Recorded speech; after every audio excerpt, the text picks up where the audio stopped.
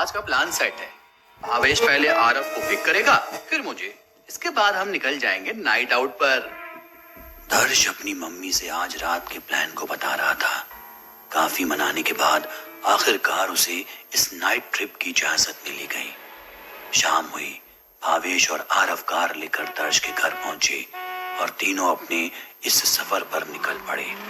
मंजिल थी करीब 120 किलोमीटर दूर मौजूद एक फार्म हाउस, जहां पूरी रात पार्टी करनी थी।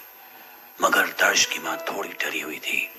आज अमावस की रात थी, ऐसे में दर्श का दोस्तों के साथ बाहर रहना उन्हें परेशान कर रहा था। दर्श को निकले हुए अब करीब 1 घंटा बीत चुका था। तीनों गाड़ी में गाना चलाकर खूब मस्ती कर रहे थे। तभी भावेश बोला, यार बाथरूम जाना है, यहीं गाड़ी 1 मिनट के लिए रोक रहा हूं। इस पर आरव बोला, अरे फार्म हाउस अब 1 आधे घंटे ही है, वहीं कर लेना। नहीं भाई, आउट ऑफ कंट्रोल मामला है, उतरना पड़ेगा। ये बोलते हुए भावेश कार साइड में लगाकर रुक गया। दर्श और आरव कार में बैठकर उसका इंतजार कर ही रहे थे कि तभी अचानक उन्हें पुराना खंडहर हो चुका मंदिर दिखा। आरव बोला, वो देख भाई, क्या फिल्मी सीन है, बिल्कुल हॉरर, चल फोटो खींचते हैं। दर्श बोला, नहीं भाई, मम्मी ने मना किया था रात में इधर उधर भटकने से। अरे चल यार, कुछ नहीं होता। आरव ने उसे समझाया और जबरदस्ती अपने साथ उस मंदिर की तरफ चल दिया। दोनों अंदर दाखिल हुए। चारों तरफ घुप अंधेरा और अंधेरे के बीच पड़ी थी एक मूर्ति जो बेहद अजीब सी थी। उन्होंने उस कमरे में दाखिल होने की कोशिश की, मगर कमरे के बाहर मौजूद सलाखों ने उनका रास्ता रोक लिया। तभी आरव ने देखा कि उन सलाखों पर एक ताला लटका हुआ है जो लाल कपड़े में कैद है।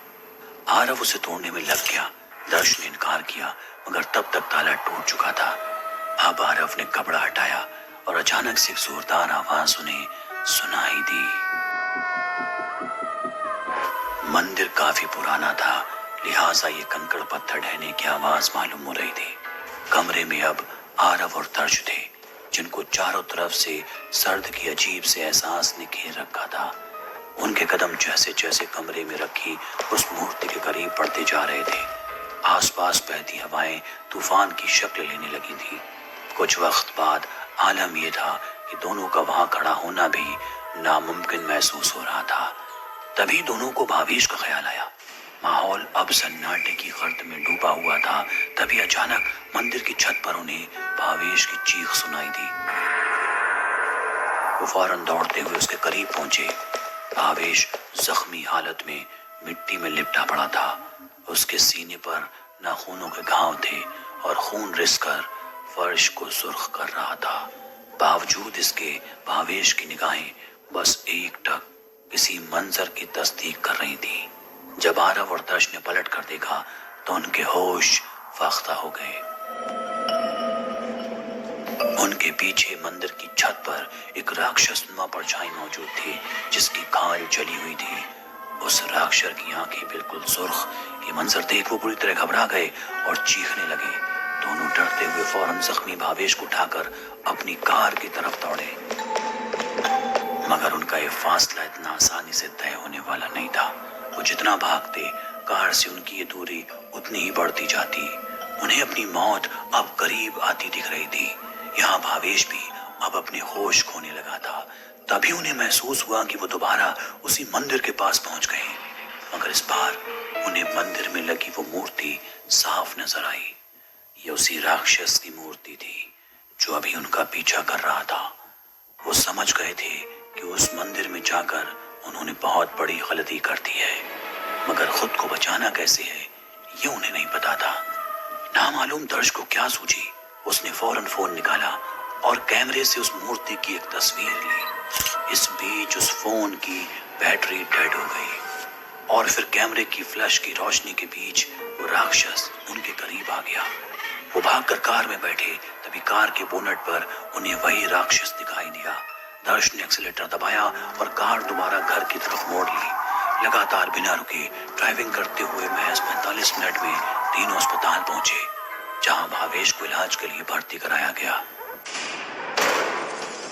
तीनों के घर वाले पहुंचे तो दर्श और आरव ने छोटी से एक्सीडेंट का हवाला देते हुए बात को दबा दिया, मगर दर्श की मां ने उसके फोन से वो मंदिर की तस्वीर देख ली। तब तीनों को उस मंदिर की असल कहानी का पता चला। दरअसल कई साल पहले उस इलाके के आसपास एक राक्षस रहा करता था। वो अक्सर मासूम लोगों को नुकसान पहुंचाता, जिससे बचने के लिए लोग हर महीने इंसान की बलि दिया करते थे। मगर जब ये खबर कुछ ऋषि मुनियों को लगी तो उन्होंने पूजा पाठ कर उसका एक मंदिर बनाकर उसमें राक्षस को कैद कर दिया। मगर आरव, दर्श और भावेश की गलती से वो राक्षस फिर से आजाद हो गया। लिहाजा एक बार फिर सालों पुरानी वो घटनाएं दोबारा शुरू होने जा रही हैं।